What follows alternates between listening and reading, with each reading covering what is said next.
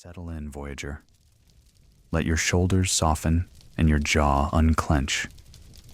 Feel the simple weight of your body supported, as if you were a small boat resting on a quiet sea. There is nothing to do now, but drift and listen. Tonight, we will travel far beyond maps and names, yet everything we pass through will feel familiar, like the gentle echo of a childhood lullaby. I'll be with you the entire way, speaking softly, moving slowly, showing you starlight and story, science and dream, each flowing into the next. You can close your eyes if you like, or leave them half open and lazy. Either way, the universe will arrive. Imagine a room that dims itself to twilight. The breath inside your chest evens, tied in and tied out. In that twilight, a window opens, and beyond it is the night sky. Inky, calm, a vast hush. One star appears, then another. A soft scattering, like the quietest rain of light. The longer you look, the more the darkness turns not into emptiness, but into a lantern-lit ocean. We're going to step through that window together, slowly, carefully, and the world you know will recede like a shoreline at dusk. Your thoughts can ride the long swells behind us. If any rise up, let them pass like clouds. We are headed into a night that is patient, kind, and endlessly spacious. First, feel the simple shape of Earth beneath you, a round, warm home turning so gently you can't feel the motion. Our planet rotates once each day, drawing a circle of dawn and another of dusk. It leans a little, a small tilt that writes the seasons, and it slides along a grand path around the sun. 1 year, one ring of candles, one steady pilgrimage. Gravity holds us close, not like a chain, but like a soft hand. Gravity is the quiet rule of togetherness. It says to every grain of dust and to every mountain, come here, stay near, be part of us. It is why oceans curve, why the moon keeps our company, why your feet know the floor. It is not something to wrestle with. It is something to rest into. Raise your eyes, just in your imagination, and see the moon. Sometimes it is a silver bowl, sometimes a pale coin, sometimes a ghostly fingerprint. It is not a light, but a mirror. The sun's radiance pours across space and spills onto the moon's dust and stone, then glides down to us. The glow you see is the sun's letter, forwarded by a faithful friend. If you have ever watched the tide creep up a beach and then sigh away, you have felt the moon's invisible fingers combing through Earth's water. It is a gentle tug, an old dance, and it has lasted for longer than words can hold. We push off now, lifting above the blue air. We rise past the soft quilt of clouds, past the blue that thins to indigo, past the dimming of air and the thinning of sound. In the quiet, the world curves beneath us like a sleeping animal. City lights become sparks upon a charcoal sphere, rivers become silver threads, mountains become the wrinkles on a wise brow. Higher still, and night wraps around like a blanket. Stars sharpen. The sun pours fire around the planet's edge in a thin ring, like a blessing. You feel light and slow, not because time has changed, but because distractions have set you down. We drift through the local neighborhood, a gentle corridor of space where satellites trace loops and the International Space Station glides like a small, bright bead along a black string. Inside, people float, anchored not by floors and ceilings, but by handholds and shared purpose. Their experiments are quiet questions asked of the universe. How does fire behave when it cannot dance upward? How do bones keep their strength without the press of weight? How does a seed reach for a sun it cannot sense in the usual way? The answers are small and patient, and each is a lantern for future travelers. Beyond the orbit of our moon, we turn to face the sun. Close your eyes and feel its warmth for a moment. The sun is not a bonfire, not a furnace with logs, but a cathedral of pressure and light. Deep inside, in a heart too bright to see, hydrogen atoms bump close enough to become helium, and in that union they release light. That light climbs outward for thousands of years, slowly, softly diffusing through layers of plasma until it reaches the surface and leaps free at last, racing toward the cold dark. 8 minutes later, it touches your eyelid. That is the journey of sunlight, born in silence, carried by a star, cupped by your skin. We pass by Mercury, a world of stone and memory, scorched by day and frozen by night. It feels like a small bell struck by the sun, bright, bare, ringing with old heat. Venus comes next, veiled in clouds. She is beautiful from afar, softly cream and gold, but beneath the veil is a sea of air so heavy it crushes like deep water, and heat that would melt the dreams of metal. Even so, imagine for a moment the cloud tops at sunrise, horizons painted in sulfuric pearls, sunlight filtered to honey. Somewhere in that upper air, a wind is always blowing, and it is slow enough to be called a lullaby. We skim past Earth again, our blue sanctuary. The oceans are slow-breathing lungs, the continents old maps folded and refolded by time. Snowcaps shine like unblinking eyes. Far below, someone turns on a porch light, and someone else reads to a child. The world hums with small kindnesses. Past Earth, we come to Mars, a quiet ember of a planet, rusted deserts, a pale pink sky, frost in tiny shelters, and the long scars of ancient rivers. If you place your hand upon a Martian rock in your imagination, it is cold but gentle. Night falls there with a delicate dusk, and Phobos and Deimos, the two tiny moons, pass like thoughts across the face of the sky. We carry on to the realms of the giants. Jupiter arrives first, vast and banded, a lantern-lit king. Its storms are old music, turning and turning with a gravity of their own. The great red spot is an oval of wind wider than Earth, a hurricane that never tires, but imagine watching it from afar like a rose petal swirling in tea. Around Jupiter, the moons drift in family. Io with its fiery breaths, Europa smooth and secret with a hidden ocean, Ganymede and Callisto pocked with age. Pause a moment with Europa. Picture a night of ice, level and luminous, and beneath it, a soundless ocean, perhaps warm where the stone floor meets liquid water. It is easy to imagine lights moving down there, slow as lanternfish, though we do not yet know what kind of life, if any, might call that water home. The thought itself is a lullaby, that the universe may cradle oceans where no sun shines. Saturn is next, pale gold, graceful, wearing rings like silk scarves. From certain angles, the rings are razor thin, nearly invisible, and then, with a small turn, they flare bright. Billions of ice grains, each a tiny mirror, circling in harmony. If you floated above the night side, you would see sunlight fanned into a lace of gleams. Its moon titan wears an atmosphere like a cloak and keeps lakes of methane and ethane dark as tea. Imagine standing on the shore of such a lake at twilight, the air tungsten dim, the sky rich with haze, a faint glimmer on the liquid surface. There is no need to fear the strangeness. The strangeness is part of the calm. You can breathe easily in imagination, which is a kind of universal suit. We drift outward past Uranus, tilted like a dreamer who has turned in sleep, and Neptune, deep blue, a sea made of air, where winds race with the speed of stories told too quickly, though here we slow them back down to a whisper.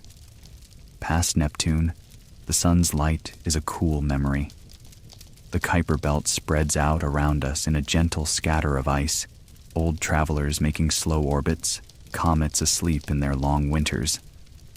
Some will be nudged inward one day, waking as they approach the warmth, trailing veils that glow in sunlight like bridal lace.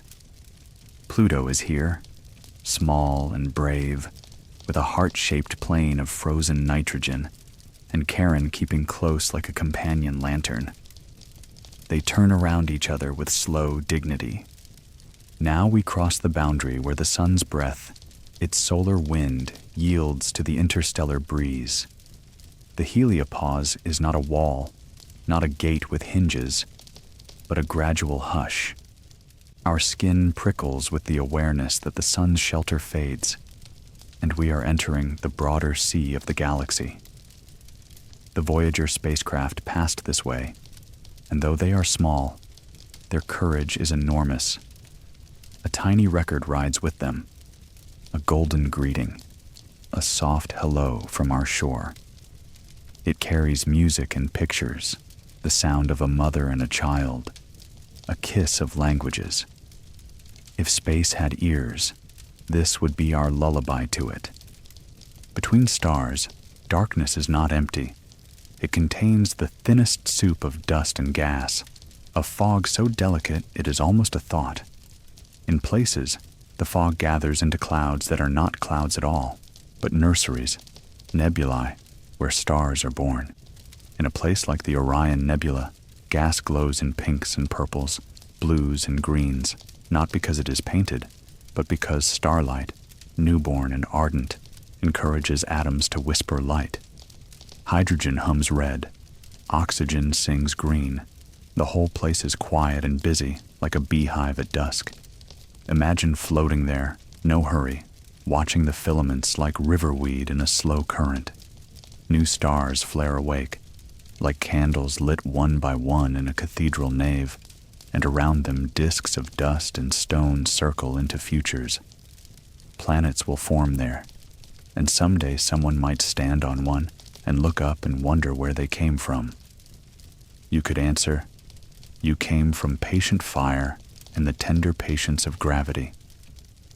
Let's turn gently toward science. Soft explanations like warm water. A light year is not a measure of time, though the name is playful.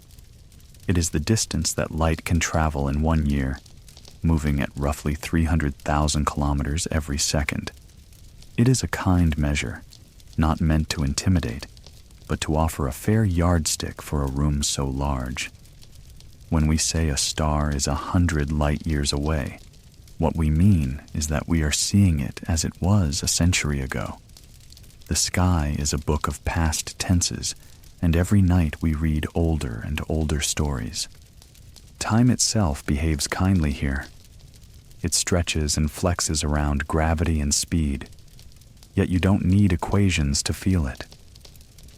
Picture a clock at the bottom of a deep valley, and the same kind of clock upon a mountain.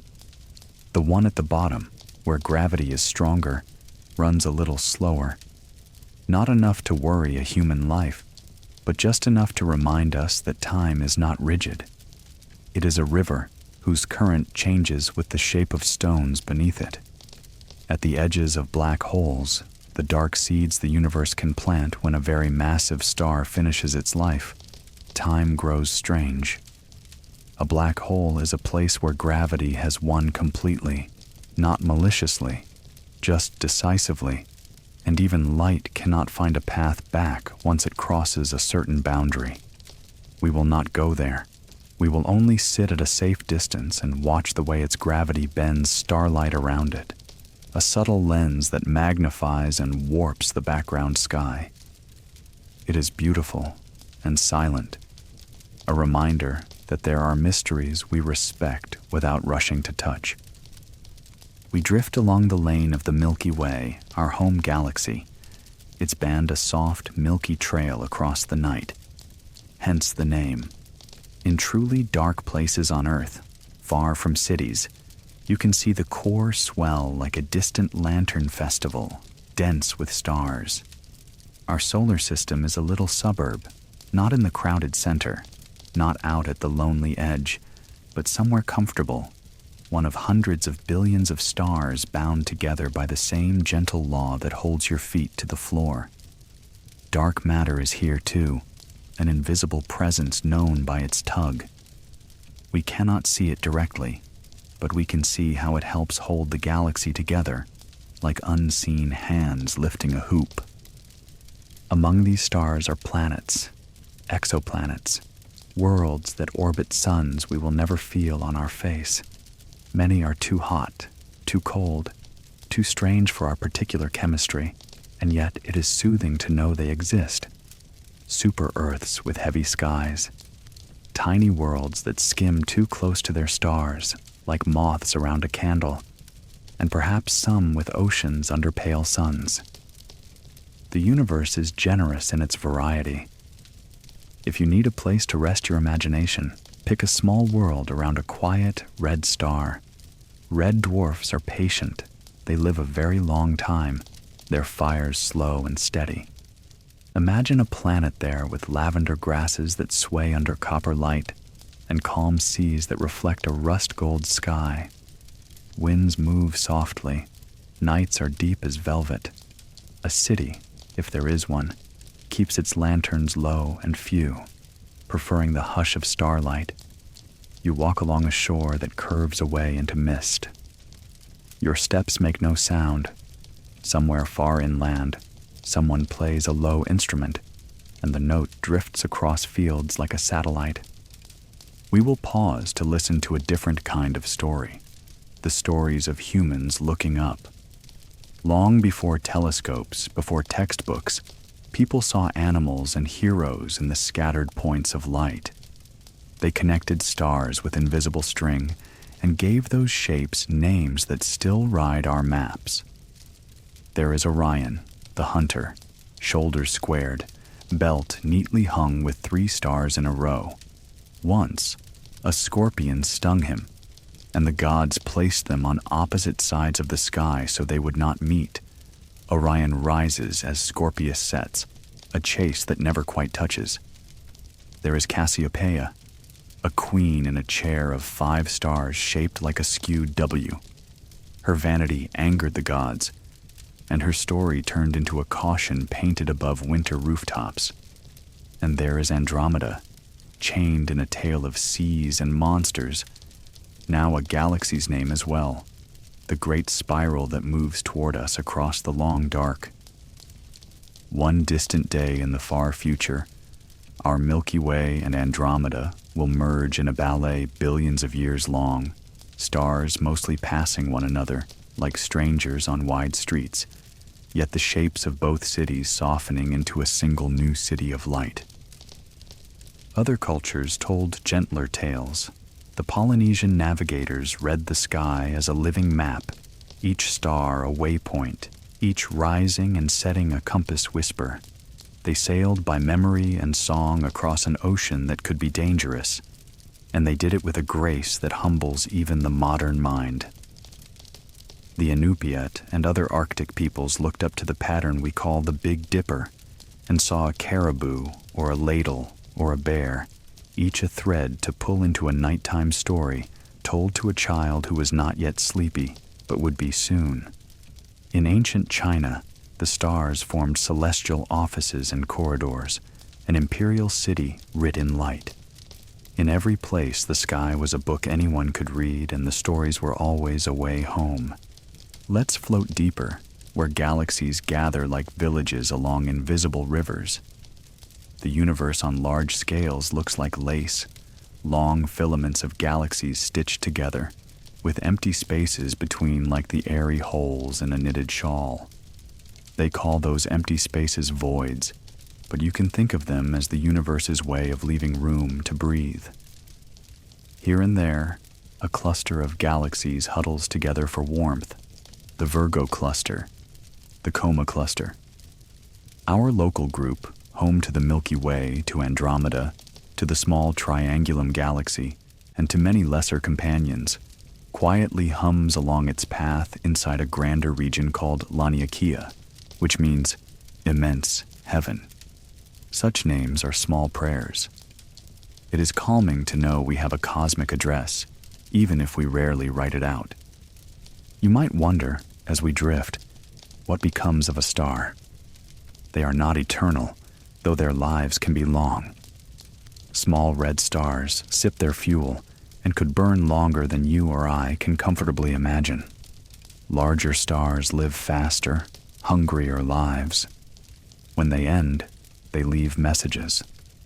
Some scatter their outer layers in spherical shells of glowing gas, planetary nebulae that have nothing to do with planets, except that early astronomers thought they resembled small disks in their telescopes. They are flowers in space, radiant and brief. Others end in supernovae, brief, brilliant outbreaths that seed the galaxy with heavy elements, carbon for your skin, iron for your blood, calcium for your bones. We are, in the most literal sense, made of star ash. This is not a slogan, not a metaphor forced to impress. It is a soft truth. You are part of a continuity so vast that even your quiet breath is an astronomical event. We pass a star-forming region and imagine stepping into a cradle. Dust is everywhere, but it does not irritate the eyes. It floats like silk fibers, and you can see the distant stars through it as through gauze. The temperature is low, but not cruel. You are dressed in calm. At the heart of the cradle, a star has just lit. Around it, a protoplanetary disk turns as gently as a mobile above a crib. Little by little, specks gather into pebbles, pebbles into stones, stones into worlds. It takes time, and time is abundant here. Nothing hurries. Even collisions are slow dances. Imagine the sound, if sound could travel here. The faintest tapping, like rain on a far roof. Now a scientific lullaby about light. It can be both wave and particle, both spread out ripple and little packet, and the universe says both are welcome. When light moves away from us while its source is receding, its color shifts toward red, redshift, like the lowering of a voice. When something comes toward us, its light is blue shifted, a rising hum. Astronomers listen to these changes with careful instruments and can tell how quickly a galaxy drifts, like hearing the soft hiss of a bicycle tire and knowing how far the rider is from home. None of this is meant to energize your mind into busy gears. It is meant to show you that even the universe's complexities can feel like simple, swaying curtains in a summer house. We'll take a dreamy interlude now. You and I set down on a fictional world orbiting a gentle sun, not too warm, not too cold. It has 2 small moons that keep each other good company, and a sky the color of deep tea. The grass is low and springs back when you walk. It smells faintly of mint and rain. The people here, if we may call them that, move slowly and speak softly, as if to honor the air. Their homes are built in circles, with windows that frame the horizon instead of walls that cut it off. At night, they light a single lantern outdoors to share with neighbors. No doors are locked here. There is no need. When you visit, they show you a path down to a bay where stones are rounded like river eggs and the water barely makes a sound. Overhead, their constellations are different, and their myths are their own. A fisherman who became a heron to follow his lost net. A shepherd who learned to walk on winter light. A dancer who married a comet and lived happily, wandering wide trails of ice. You listen and feel that you've known these stories forever, though you've just heard them. Back among the stars, we coast past a comet near the sun, and its tail unfurls like gauze. The tail is not a thing the comet carries with it at all times. It is a gift light makes. As the sun warms the comet's surface, ices sublimate into gas, and dust lifts free. The solar wind and the pressure of sunlight itself push those particles outward, forming two tails, one of gas and one of dust, both pointing away from the sun like a prayer flag streaming in a high mountain wind. People on Earth have watched comets and made predictions, feared them, blessed them, and sometimes named them like pets. But the comet notices none of that. It simply continues along its long oval, patient as a monk walking a cloister. We pass through a light drizzle of meteoroids, the tiny kinds that would become shooting stars if they met Earth's atmosphere. Remember the thrill of a meteor streak, the quick, bright line, the whispered wish. That line is air-warming and glowing as a small mote of cosmic dust burns away. Most of them are ancient. They have waited in the dark for longer than there have been cities on Earth. And then, for a heartbeat, they paint. Not everything long and old needs to be heavy. Some of it is quick and joyful. We angle now toward the heart of the Milky Way. We will not rush. Our galaxy's center is a crowded neighborhood where stars loop around a massive black hole named Sagittarius, a star. Don't be troubled by the name. Think of it as the quiet center of a spiral dance, a point around which everything else knows how to move. Sometimes gas falls inward and heats up and shines, and astronomers can see that glow like embers stirred. Sometimes it is quiet for a long time, and the stars are the only speech. If you imagine the galactic plane as a disk of petals, the middle is a dense rose. We drift past, not intruding, just admiring the geometry of orbits threaded through gravity's loom. Let's turn to another gentle explanation: the cosmic microwave background. Once, the universe was so hot and dense that light could not travel far without being scattered. As it expanded and cooled, there came a time when light could move freely, and that ancient light still crosses space, cooled to microwaves, a faint afterglow of creation. Telescopes see it as a near uniform fog, with tiny ripples that are the fingerprints of the first structures forming. The facts are grand, but the feeling they leave can be small and tender, that the universe kept a baby picture of itself and shows it to anyone curious enough to look. On the other side of the sky, we drift near a grand spiral galaxy, arms laced with pink starbirth and blue-white clusters. We watch without needing to name it. Another is viewed edge-on, a thin silver blade with a dark dust lane down its middle, like a river cutting through a field at dusk. In the deep background, elliptical galaxies sit like lanterns seen through fog, smooth, old, satisfied. Everything we pass tells the same simple, spacious story. Matter gathers, shines, rests. Gravity tugs, time flows. Stars are born, stars retire, and in between, there is room enough for all manner of quiet miracles. We'll take another dream walk. This time, descend with me into a starlit canyon on a moon that neither of us has seen before. The canyon walls are glassy, rippled by ancient flows. Overhead, the sky is a dark sapphire, and the light that filters down is bluish and calm. There is a bridge of rock, naturally arched, draped in frost so fine that your breath could disturb it. On the canyon floor, small crystals hum with thermal energy and glow faintly as you pass. You are alone, and yet you are not lonely. The canyon knows you are there and is pleased. When you reach the end, the rock slips away into a basin where dust holds the footprints of travelers you cannot name. You add your own and feel no need to apologize. You belong. We come now to a gentle reckoning with our home.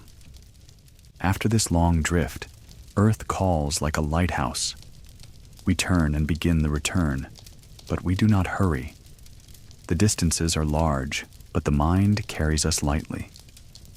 On the way, we pass again the quiet star nurseries, the the burning lanterns of galaxies, the sleeping ice of Kuiper Belt stones.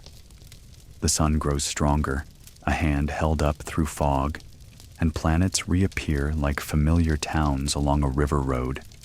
Neptune's deep night, Uranus leaning into its long season, Saturn poised, Jupiter steady, Mars thinking its red thoughts, Venus wrapped in her clouds, Mercury bright and brazen, and then Earth, blue and white and green like a song you loved as a child and forgot until now.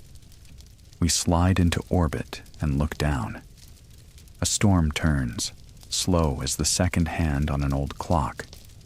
A desert glows the color of ochre. A forest is so dark it seems to swallow light and give it back as a cool promise. Night moves across continents and spills city lights like shaken jewels. Somewhere a train passes and someone looks out at a field and sees a single farmhouse window shining and feels less alone. We re-enter the atmosphere gently. The air holds us and warms, not with fire, but with friction's soft hands. We descend through translucent layers where the colors change slowly. Deep indigo to cobalt, cobalt to cornflower, cornflower to pale eggshell blue. Clouds drift like thought. A coast appears, then a river like a ribbon laid by a careful child. The familiarity is not a loss, it is a gain. We bring everything we saw with us, and it changes what we see here. A sidewalk becomes a galaxy of pebbles, a leaf, a nebula of veins, a face, a small guiding star. We touch down wherever you need to be. Your room, your bed, the chair by the window, the place where your hands know the shape of the blanket. You are still traveling, in a way. Every second, the Earth carries you around the sun. Every hour, the sun glides through the Milky Way. Every day, the Milky Way sails through Laniakea. Travel is the most natural state, and rest is the traveler's rightful companion. Now let the last small explanations fold into sleep. Gravity, light years, black holes, time. They are phrases in a poem the universe recites without breath. You do not need to memorize the poem. You have heard enough to dream it. If a thought intrudes, the errands of tomorrow, the echo of a conversation, let it be a meteor, quick, bright, gone. If a worry rises, give it a star to hold and watch it float like a lantern up and away. If a hope appears, let it sit beside you like a friendly moon. I will sit by the window of this night a little longer, looking out at the space between the stars. It is not empty, as we learned. It is full of room. You have room, too, for rest, for healing, for the slow knitting of scattered attention into a single soft thread. Breathe in like the tide. Breathe out like the tide. The shoreline does not mind how many times you come and go. It is glad to see you each time. In the room of the sky, someone dimmed the lanterns. Only the gentle ones remain. You have sailed the long ocean and returned with pockets full of small, bright things. A curve of Saturn's ring, a pinch of comet dust, a note from a red star, a story someone told on a world with lavender grass. Set them on a bedside table in your mind. They will not spill. They do not need polishing. They shine all on their own. If you are still awake, drift a little closer to sleep now. Let your breath be the oar. Let your heartbeat be the gentle knock of wood against water.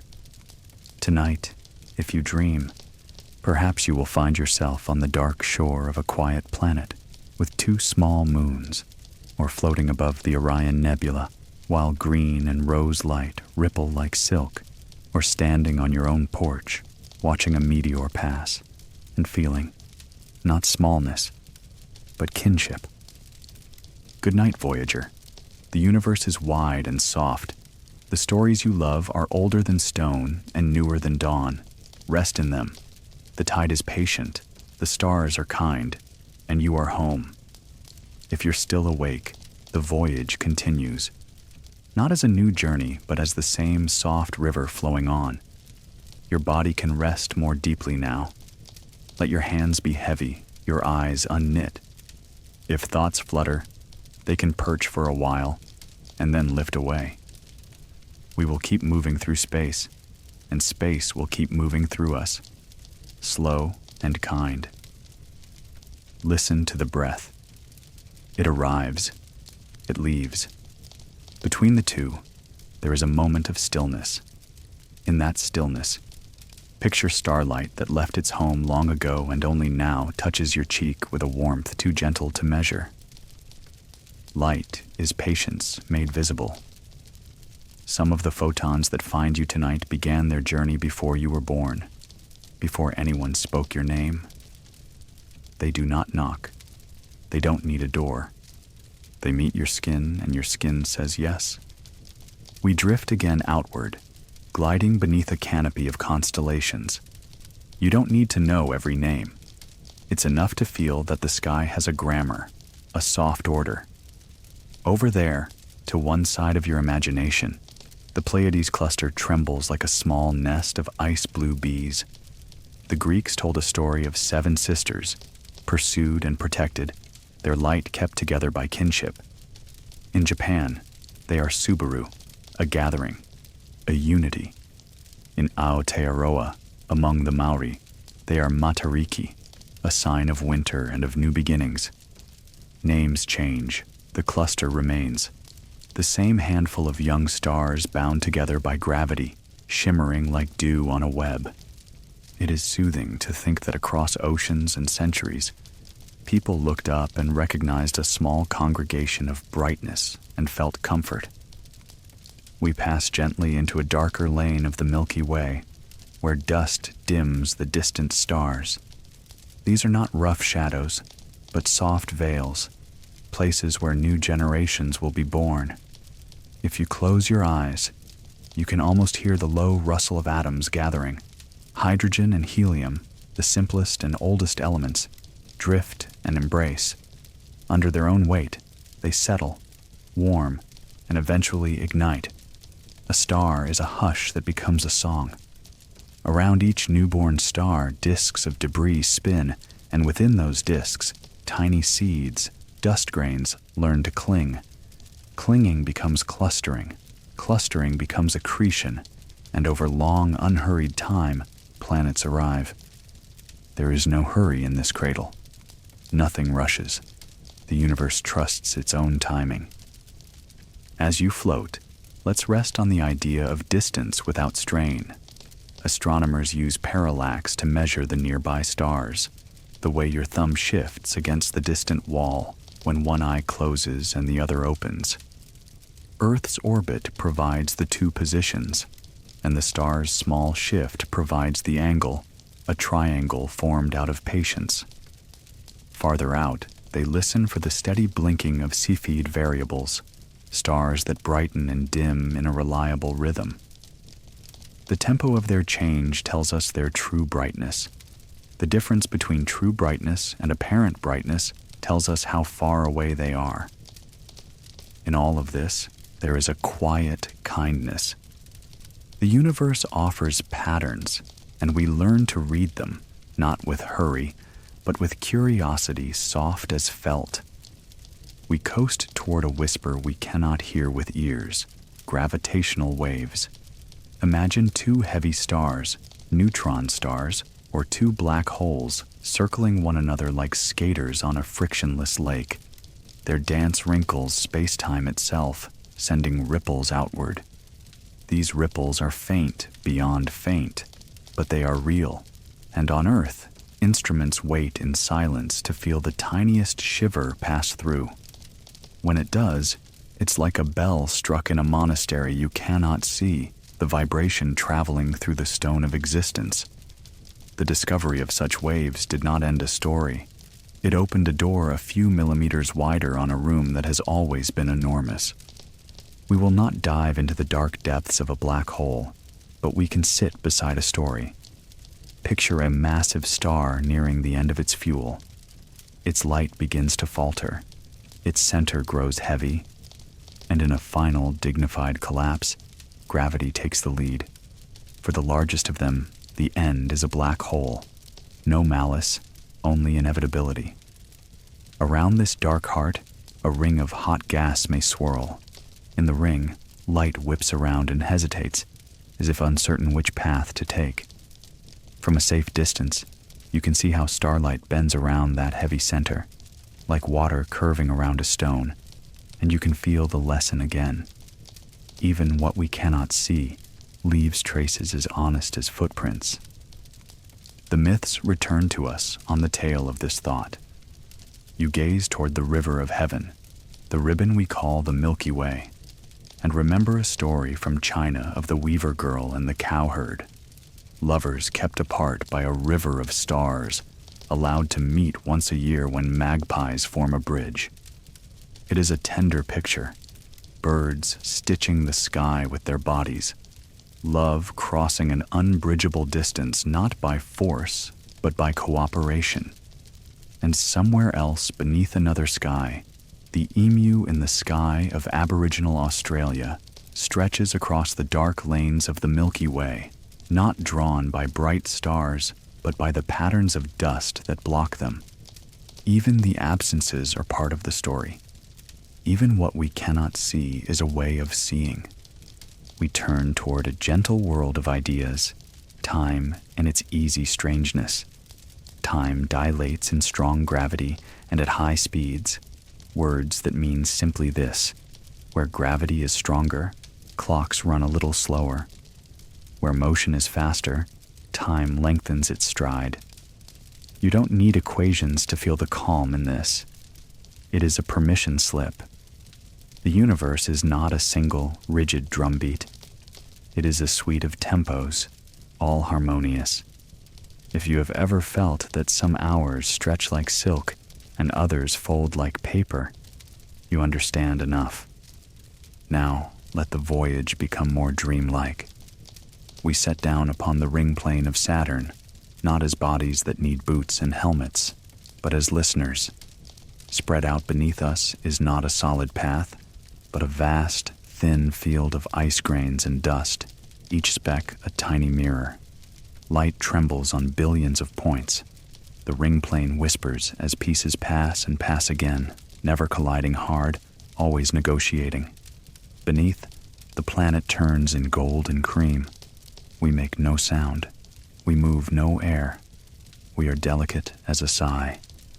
Off to one side, a shepherd moon keeps the ring in line, its gravity tidying stray particles, calling them back.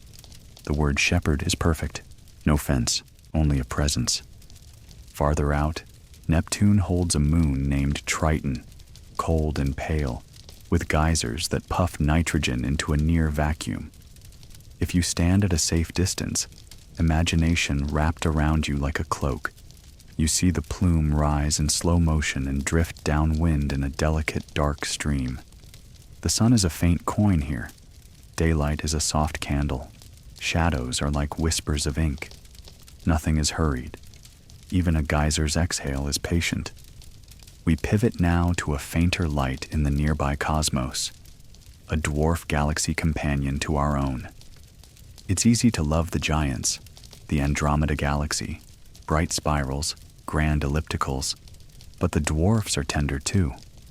They are like small villages at the edge of the great city, each with its dialect, its slow festivals of starbirth.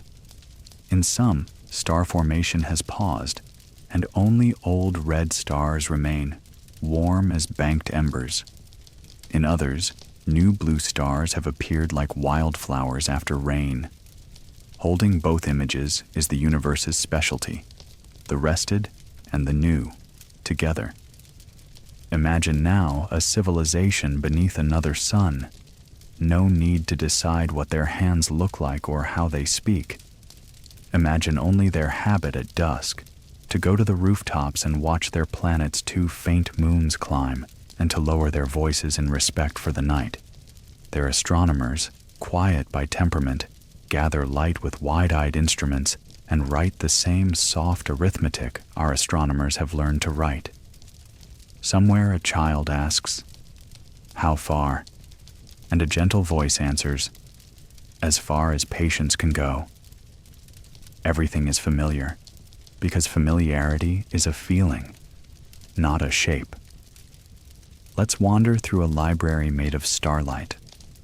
On one shelf is the Hertzsprung-Russell diagram, a map of stars plotted by brightness and color, revealing a main sequence where most stars spend their lifetimes, a slow diagonal river. Along that river they live, burn, and age with grace. Red giants swell and cool like elderly lanterns. White dwarfs shrink to enamel-bright embers, dense and quiet, a teaspoon weighing as much as a mountain. In another wing of the library, pulsars tick like immaculate clocks, neutron stars with magnetic fields so strong they guide beams of radiation into sweeping lighthouses. When their beams touch us, we feel the regularity. Even there, in the remains of a star's fierce end, there is rhythm, and rhythm is comfort. We coast past a globular cluster, an old, dense sphere of stars bound tightly together. They are ancient. They were old when the first cities on Earth were young. The cluster looks like a handful of sugar shaken onto velvet. If you float within it, star-to-star distances are still vast, but the crowding is a balm. Imagine living on a world on the outskirts of such a cluster, your night sky so thick with stars that dark is never absolute, the whole sky a low ember, and your myths full of closeness. The air of your room is still. Your breath makes the faintest weather in it. We bring you to a window in space where a nebula glows greenish and rose, filaments curling like seagrass in a slow tide. This is a planetary nebula, the outer layers of a star exhaled into space, lit by the small, hot core left behind. Think of it as a farewell letter written in color. The letter does not beg to be read. It simply waves from a distance as we pass. We turn toward a dream of travel. Not rockets now, not engines, but a simple light sail, a sheet of reflective material as delicate as a moth's wing. Sunlight and starlight press upon it, not a shove, barely even a touch, and yet in the frictionless dark, a whisper of pressure becomes a journey. Over time, the sail moves, and the craft attached to it drifts across the great rooms between stars. Patience is the pilot. If someone on board were awake, they would count progress not by miles, but by the unscrolling of constellations, by the slow shift of a galaxy's face. But no one needs to be awake. Machines can dream for us a while. We pause at a quiet island of science. Neutrinos. These nearly massless particles stream through everything, born in the hearts of stars and in the events that reshape the sky. They barely notice matter. Trillions pass through your body every second without stopping. Tiny visitors neither rude nor cordial, simply uninterested in our substance. On Earth, deep underground, giant vats of clear liquid watch for the rare moment when a neutrino will interact and flash a small signal. It happens seldom. The watchers are patient. Their patience is a form of love. The myths return on a softer tide. In the north, the aurora brushes the sky with green and pink veils, and many peoples have made meanings there. Spirits dancing, ancestors speaking, fires of the far world reflected. Science tells a quiet, complementary story. Charged particles from the sun, guided by Earth's magnetic field, colliding with our upper air, coaxing oxygen and nitrogen to glow. There is no conflict between the stories. The aurora is both a dance of atoms and a dance of imagination. Standing beneath it, you feel a hush rise in your chest that neither explanation diminishes. We glide next across a sea of galaxies and find a lensing field where a heavy cluster's gravity bends the light of farther, hidden galaxies and paints them as arcs and smudged halos around the closer mass. The effect is like looking through old, thick glass at lights beyond. It is beautiful on its own terms. No need to force wonder. Simply feel how gravity, time, and light make pictures together. The universe is an artist who favors patience and scale. Let's take a long, dreamy detour to 3 fictional worlds. On the first, the forests grow low and luminous. Leaves collect light during the day and release it slowly at night, so the woods glow not with fire but with a remembrance of sunlight. You walk a path lit by fern-bright edges. Small creatures murmur in the underbrush, not alarmed, only busy with their gentle lives. A river makes a sound like distant conversation. When you lift your eyes, the stars are half hidden by the trees' soft haze, and that somehow makes them kinder. On the second world, there are cities that float in the upper atmosphere of a gas giant, aerostat gardens, tethered to towers that never touch the deep storms below. The air up here is thin, but harmless in imagination. The gardens are filled with plants that drink the pale light and add their own scents to the breeze. Thyme, anise, something like mint and rain together. Walkways curve between domes, and every railing feels like a hand extended to guide you. The people move slowly, in shoes that grip gently. They hang wind chimes that only ring when the air is perfectly calm, to mark the rare moments when even the sky is resting. On the third world, the ground is smooth glass made by ancient volcanoes. Over ages, tiny impacts have frosted the surface, and it looks like sugar on dark chocolate. In the long, cool evening, 2 suns set one after the other, and the glass gathers their colors in bands. You can sit on a bench that someone has carved from a single, warm stone, and watch the stars arrive in small groups, polite guests to a quiet party. No one hurries to greet them. Their presence is enough. We return to facts as if to a pillow. The Drake equation is a soft framework for wondering how many communicative civilizations might exist in our galaxy. Each term is a question asked gently. How many stars are born? How many have planets? How many planets are friendly to life? How often does life arise? How often does intelligence grow? We do not need answers tonight. The equation is an invitation to breathe with the galaxy, to consider abundance without grasping. And the Fermi question, where is everyone, needn't be a puzzle that tightens the brow. Perhaps the others are far and few. Perhaps they are close and quiet.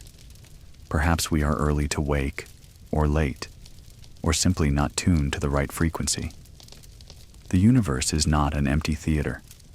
It is a forest at night, and most of the animals are sleeping. A few singing. Some are shy. Some are so small you cannot hear their feet. The silence is not a verdict. It is a lullaby. We pass again through the Kuiper Belt and think of comets as seeds of memory. Some are kicked inward and flare. Others stay in slow orbits for eons. The Oort cloud, a hypothetical sphere of icy bodies far beyond, is like the universe's attic, quiet, dusty, full of things that might someday be needed. Not every shelf must be neat. Not every box must be labeled. Order can be gentle. When we turn toward home again, your breath is slower than before. The sun is a warm idea on the horizon of your mind. Earth is blue with promise. We descend in a long spiral, as if circling a lake at dusk. Over the high latitudes, the aurora whispers green. Over deserts, dust sighs and settles. Over oceans, sunlight ladders the waves in paths that go nowhere except inward. The continents welcome us without ceremony. We drift over mountains at night. Towns light small bowls along the valleys. Constellations turned inside out upon the ground. Cars move like slow stars along narrow roads. A single farmhouse lamp burns steady and kind. Imagine the person there, reading perhaps, or polishing a memory, or simply sitting with a mug of something warm, grateful for a roof and four walls, and the company of their own breath. Their quiet is your quiet. Their roof is your sky. We follow a river that remembers glaciers. In the city, it passes bridges and quays and lights that smear in its current. Out in the country, it talks to willows and stones. In the marshes near its mouth, birds tuck their heads under their wings and sleep standing up. We do not need to arrive anywhere. The river arrives for us, each curve a small arrival, each meadow a pause. By the time it meets the sea, your eyelids are heavy as pebbles soaked in rain. Now, the narrator's voice lowers, like a lantern set on a table. You are in your room again. The universe has folded itself neatly back into night, but you carry its texture with you. The lacework of galaxies, the slow breath of nebulae, the rhythmic patience of variable stars, the kindness of myths that let us call the sky by many names. If you feel the bed gently tilt, that is only the earth turning you toward morning, an hour you do not need to think about yet. If you feel the faintest sway, that is only your ship, the small boat of your body, rocking on a tide that is older than life. We will leave you with a final, long shoreline of words, each one a smooth stone. Gravity is the word for togetherness. Light year is the word for patience. Nebula is the word for nursery. Spiral is the word for dance. Cluster is the word for community. Aurora is the word for correspondence. Parallax is the word for perspective. Cepheid is the word for rhythm. Comet is the word for return. Sail is the word for gentleness. Silence is the word for room. Home is the word for everywhere you can rest. If you are awake, you are allowed to drift further. If you are between waking and sleep, you are in the perfect place. If you are asleep already, the story is still walking beside you, slow and barefoot, over soft ground. Somewhere, in an old cluster of stars, a red giant sighs. Somewhere, in a dark cloud, a newborn blue star takes its first light breath. Somewhere, on a world with lavender grass, the night watchman smooths a wrinkle from a path and hums a tune that sounds like gravity. And here, where you are, the most ordinary miracle continues. Breath in, breath out, the tides of a little ocean. Good night, Voyager. The Milky Way is your quilt. The planets are buttons stitched in place. The dark is not empty. It is the room where rest is kept. Sleep gathers around you like a ring of small moons. The oars trail. The water hushes. You are carried, and the carrying is kind. And if you find yourself floating between breaths, we can set the oars in the water again and glide on, not to arrive anywhere in particular, but to enjoy the way starlight gathers on the surface of a calm mind. Imagine the night as a lake without wind. Everything reflects without distortion. Each thought that rises is just a ring on the water, widening, fading, gone. South of your familiar sky, a different language of stars waits, soft vowels shaped by distance and season. The Southern Cross, crux, is small and clear, 4 bright points and a faint fifth, all leaning like a compass tilted by a gentle hand. Sailors learned to find south by its line, and travelers in the outback took comfort from its steadiness.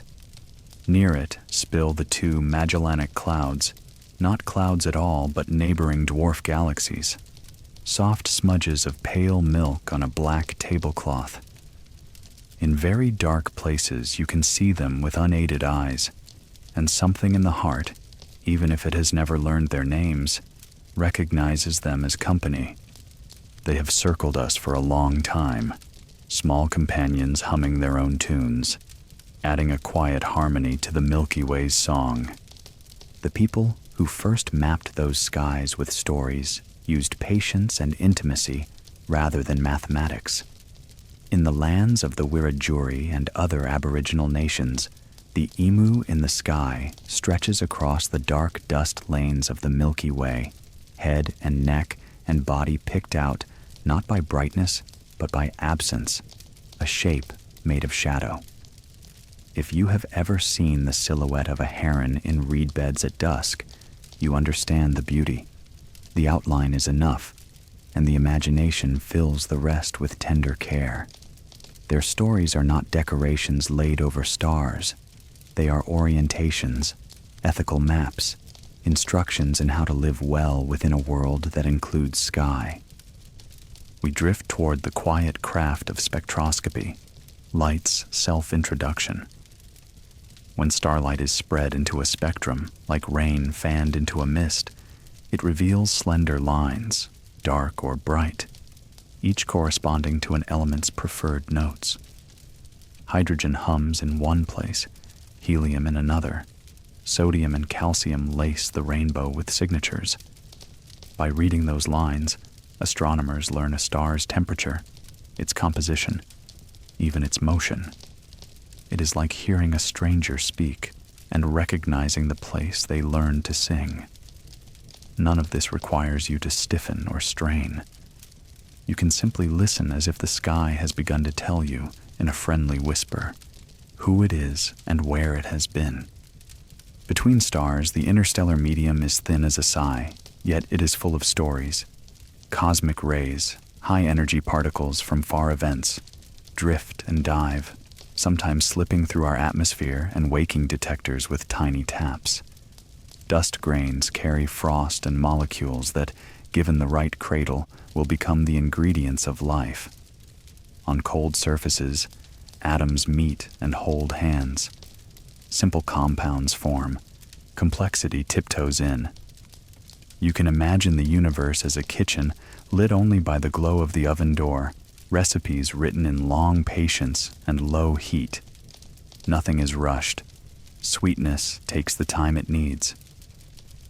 Let's take another imaginative shore leave. We descend to a small, dimly lit moon that orbits a gas giant with rings so faint they look like scratches on glass. The moon keeps a single crater that is filled with powder-fine frost. Someone long ago, perhaps a traveler with more hope than schedule, set a simple bench at the rim, 2 stones and a slab, nothing more. You sit. The frost holds your footprint as kindly as a book saving your place. Far below, the planet turns like a meditative potter's wheel. Overhead, dust forms a pale ribbon that could be the Milky Way's cousin. You take no pictures. You make no notes. You let the place teach you at its own pace, that stillness is not emptiness, that quiet can be full. We return to the exoplanets we mentioned in passing and learn, softly, how they are found. One method is the transit, watching a star and waiting for the slightest, regular dips in brightness as a planet crosses the face of the star, a small moth moving across a lantern. Another is radial velocity, listening for the star's gentle wobble as the planet's gravity tugs it back and forth, a dance so subtle that only careful ears can hear it. Sometimes both methods meet, and then we know the planet's size and mass, and we can infer its density, rocky like Earth, puffy like Neptune, something in between. In these efforts, there is a collective lullaby. Countless eyes and instruments keep watch while you sleep, and in the morning, they offer new worlds like quiet gifts. We pass a stellar nursery where pillars of dust lift like cathedral columns into a vaulted night. The edges glow where young stars bathe them in light. Within the pillars, denser knots huddle, seeds half hidden in loam. The sight is grand, but the feeling it gives is small and domestic. The sense of sitting by a window while snow sifts down, and knowing that inside, bread is rising. An old star nearby has exhaled its outer layers into a halo of color, a planetary nebula whose ring seems solid from afar and then, up close, turns to lace. At its center, the star's core shines white-hot, a pearl with a quiet, stubborn glow. The universe sheds and renews itself as naturally as trees drop leaves and grow them again in spring. If sleep has not come, we can visit old gods and their gentle mistakes. In the north, the figure we call Hercules raises his club, but the stories around him are soft now, the edges rounded by centuries. Near him lies a globular cluster, M13, a dense sphere of ancient suns. In 1974, humans sent a message toward it from Arecibo, a radio postcard in prime numbers, a small hello. The cluster is so far away that the message will not arrive for 25,000 years, and by then it will have missed its target, as both sender and recipient drift in their slow currents. The point was never delivery. The point was to learn the shape of our own voice, and to feel the kindness of trying. South again, the constellation of Carina holds a star called Eta Carinae. Once so bright, it rivaled Sirius. In the 19th century, it flared in a great eruption, shedding mass into lobes shaped like hourglass lanterns, the homunculus nebula. Now it sits, dimmer, encased in its own breath. One day it may end in a great outburst again, or it may not. The universe writes long arcs. We do not need to hurry to the last page. It is enough to sit with a character at tea and listen to their quiet, unfinished sentences. Let's step into a lunar lava tube, an ancient tunnel carved by flowing rock, now an airy cave under the moon's basalt plains. The floor is smooth and gentle. Along one wall, tiny beads of glass glitter where volcanic fountains once froze in flight and fell like dew. You take a few unhurried steps and hear, in imagination, the sound your boots would make if sound could travel well here. A hollow thump, a soft scrape, a rhythm in a room made for echoes. Outside, the sun rides low. Shadows are ink black and the light is a quiet blade. No wind, no clouds. Only the slow showness of sunlight and the certainty that your breath is enough. We turn our faces toward Ceres, the small world in the asteroid belt, and pause near bright salt deposits in the Acator crater. These bright spots, seen first as mysteries, are brine left by slow subsurface processes, a mineral signature of a small world's warm heart. It is easy to feel fondness for Ceres, neither proud nor loud, a round friend carrying a pocket of brightness like a smooth pebble. Dawn, the spacecraft, once drifted here, and the tracks of its curiosity left no mark but knowledge. Now a soft chapter on tides that are not made of water. Tidal forces arise whenever gravity pulls a little harder on one side than the other. Moons flex, and their interiors warm. On Io, near Jupiter, that warming becomes volcanism, sulfur fountains painting the surface in new colors. On Europa, tides may knead the under-ice ocean into gentle circulation. On Enceladus, around Saturn, they drive geysers that stitch ice into a shining plume escaping to feed a ring. Tides are not only rise and fall, they are massage, the pressure that keeps small worlds mobile and kind. If myths are lullabies, then science is the warm blanket they come with. We can tuck in a few more corners. Dark energy, a name for the universe's accelerated expansion, is a whisper about a property we do not yet understand. It is not alarming. It is an invitation. The galaxies are receding faster and faster, like lanterns being gently pushed farther apart, so each can cast its own circle of glow. In the far future, the sky will look different. Some lanterns will slip over the horizon of forever. But you and I do not need to rush there. Tonight's sky is tonight's sky, and it is more than ample. We visit a world that is half day and half night, tidally locked to its warm star. On the day side, clouds pile high and bright, continually blooming in slow motion. On the night side, the air cools and sinks, and long auroral curtains sway.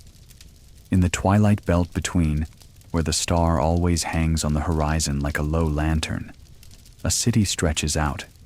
Its buildings are low, rounded, and covered with moss that glows faintly after sunset.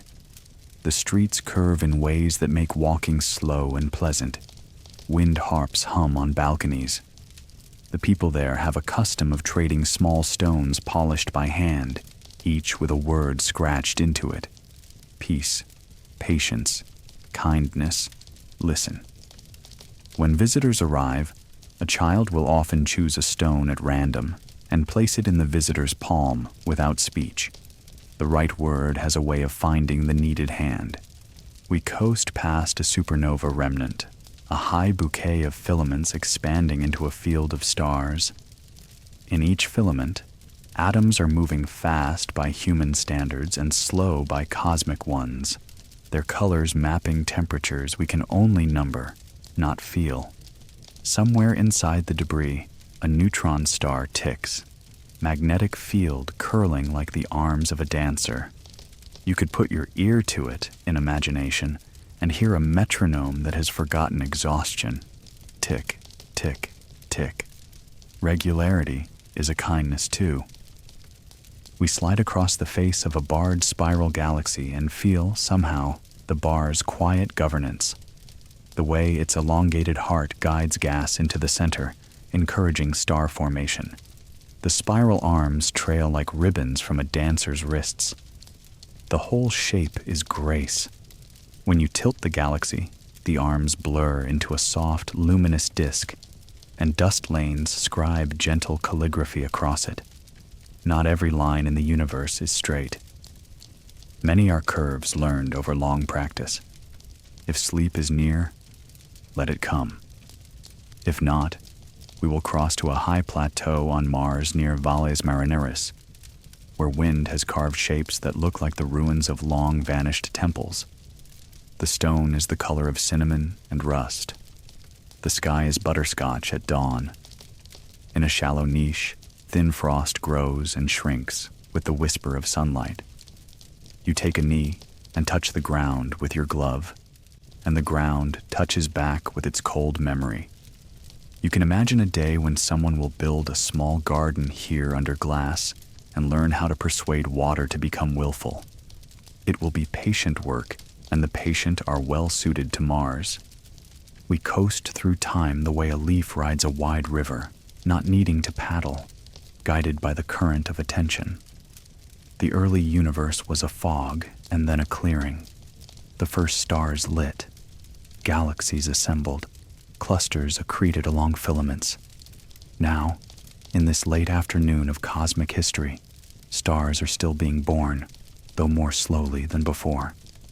It is the golden hour. Shadows are long, colors are warm, and even the far horizon looks close enough to touch. Let us visit a ring of habitats circumnavigating a quiet white dwarf.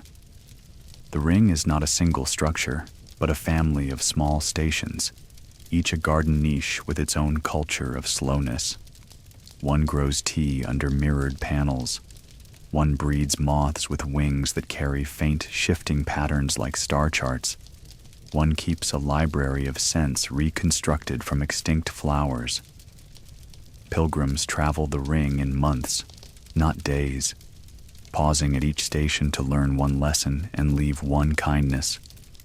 A bell is rung as they depart, not to mark distance, but to mark attention. The universe loves attention. So does rest. Now we step into the gentle craft of measuring time with light. Astronomers use standard candles, objects whose true brightness is known, to gauge distance by their apparent brightness.